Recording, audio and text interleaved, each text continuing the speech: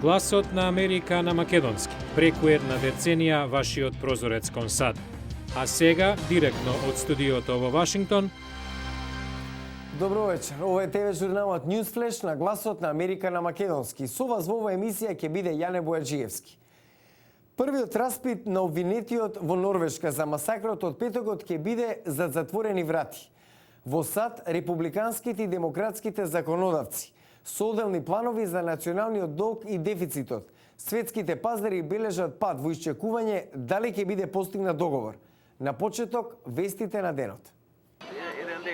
32 годишниот Андерс Беринг Брейвик се појави на прв судски распит откако петокот беше уапсен за два одвоени напада, што ја шокира Норвешка во кој загинаа 93 лица.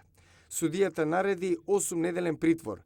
Адвокатот на Брейвик изјавува дека тој признава дека ги извршил нападите, но порекнува секаква кривична одговорност. Брейвик пред нападите објави долг манифест на интернет, во која критикува, цитираме, исламизацијата на Европа. Конгресните демократи и републиканците сега подготвуваат одвоени резервни планови за решавање на ситуацијата со националниот долг и владиниот дефицит, откако на средбата неделата Белата куќа и Конгресот не постигнаа надпартиски договор. Доколку не биде постигната спогодба до 2 август, владата не ќе има доволно пари да ги исполни своите финансиски обврски. А берзите во Азиско-Пацифичкиот регион бележат пад во тргувањето во време кога инвеститорите се во очекување дали во САД ќе биде постигнат договор за зголемување на границата на владиното задолжување.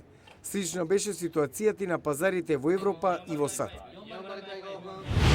Грчкиот министер за финансии Евангелос Венизелос е во Вашингтон, на како што ја карактеризира грчките медиуми мощна значајна средба со новата директорка на ММФ и виши американски официјални лица.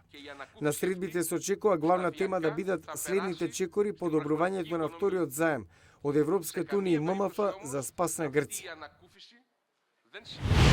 Капетанот Америка му го одзема приматот на најновото продолжение на Хари Потер, како најгледан филм ширум киносалите во САД. На првиот викенд од прикажувањето стрип јунакот заработи $65 милиони. Обичниот американец го стега ременот, додека во Вашингтон трае жолчна политичка дебата за владиниот дефицит. Граѓаните мака мачат со сопствените буџети и задолженоста. John, you weren't here, but there was a huge tree right there. Градинерот Крег Ледерман раскажува дека многумина американци не се ни свесни колку се близко до финансиски колапс. Самиот не бил. Овој поранешен трговец со осигурување на своја кожа искусил како е. Кога започнала рецесијата, пресушила добивката од осигурителни полиси. Започнал да живее од заштедата, но на крај и таа исцрпила. I've actually been through bankruptcy once and I've lost a house. Не беше прв пат да банкротирам, претходно ја загубив куќата под хипотека. Тоа е травматичен настан, голем стрес. Може да обвинувам други, но основата на проблемот навистина беше тоа што финансиски не бе внимателен. Ја заменил канцеларијата со природата и сега кастри дрва и грмушки, сади цвеќиња, плеви. Работи во предградијата на Вашингтон, не толку далеко од Конгресот и Белата куќа, каде до новиве се води жолчна политичка дебата за владиниот дефицит и националниот долг. The federal government serves a horrible role model. Федералната влада дава многу лош пример за семејствата и нивните буџети. Според Ледерман, владата се финансира преку нови, поголеми задолжувања, а со тоа троши пари што не може да се ги дозволи. Слично како што правил самиот, пред конечно да почне да го решава сопствениот финансиски хаос. I write down each week and then I write down all my business expenditures and all my income coming in. Секоја недела ги заведувам и трошоците и заработувачката. Пресметувам колку вкупно сум во плюс или минус, така што знам на што сум. Бизнисот што не знае на што е, нема да ни да знае како да дојде до онаму каде што сака да стигне. Економистите тоа го нарекуваат основно балансирање на буџетот. Ледерман така успеал лека полека да се извлече од негатива, а денес и да биде во можност да вработува други во компанијата. Еден вид на препород вели, кога денот ќе дојде при крај, за прв пат по толку многу време е спокоен, не размислува колку и кому должи. Секој готвач на американскиот југ ќе ви каже дека ниедна кујна не е комплетна без стави од леано железо.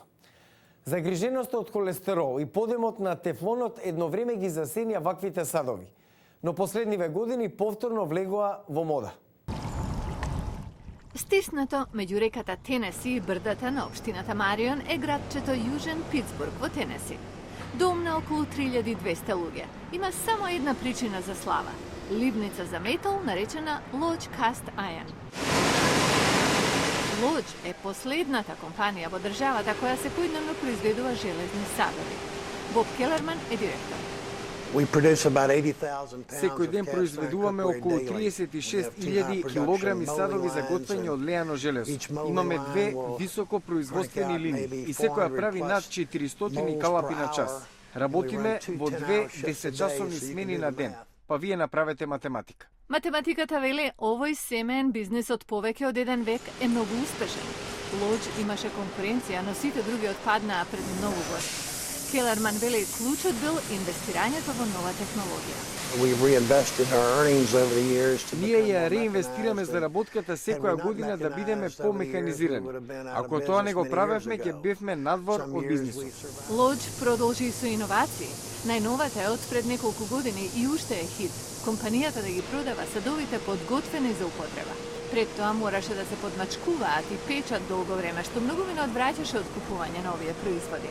Lodge исто така усвоил јапонски приод за подобрување на квалитетот на производот, со давање моќ на работниците. Секој, од почеток до крај на производната линија, има право да ја запре лентата и да го фрли производот што не задоволува.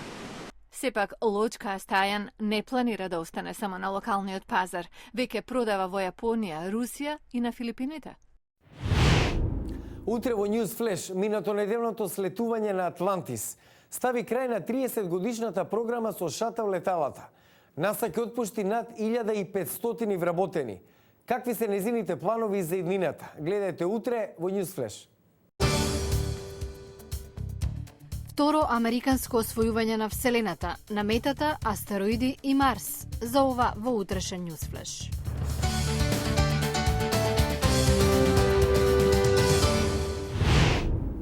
Го гледавте News Flash на Гласот на Америка на македонски. Јас сум Јане Бојаджиевски од студиото во Вашингтон.